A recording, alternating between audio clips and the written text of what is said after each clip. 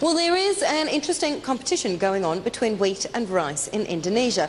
The country has the highest per capita consumption of rice in the world, that is 256 kilograms. But wheat is fast catching up as a staple food.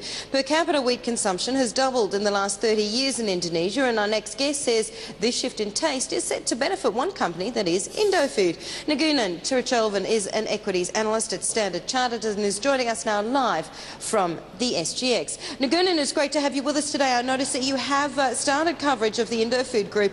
This is quite an interesting company when we're talking about, we've spoken about this before on the program, and that is the huge consumption of rice coming from Indonesia.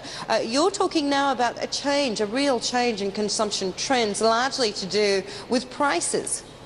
That's correct. Indonesia has traditionally been a rice-consuming country. It has had one of the highest per capita consumptions of rice in the world. However, there is a shift taking place where wheat is displacing rice as a staple. Wheat consumption is still below that of rice. It's at about 18 kgs per capita. However, it is twice the level it was 30 years ago. So the trajectory is very much in favor of wheat.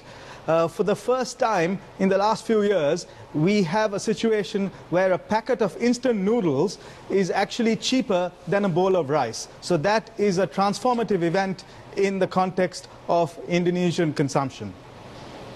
So you've got the Indofood Group, you've got outperforms on all three of the companies because of this change in trend. Which would be your pick out of the three?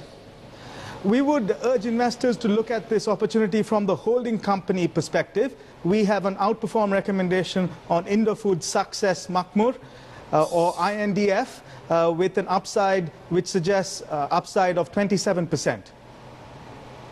Okay, and on the consumer branded products group, 16% upside. Indofood Agri, though, you've got a 61% upside on that stock. That's right. I would like to focus on the whole Indofood story. It is a direct play on the prospect of rising wheat consumption in that country. It is the dominant player in wheat noodles.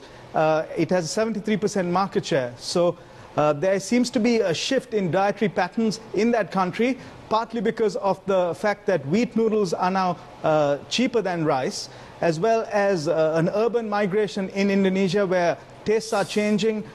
More rural workers are moving to the cities, and with that trend there seems to be higher wheat consumption.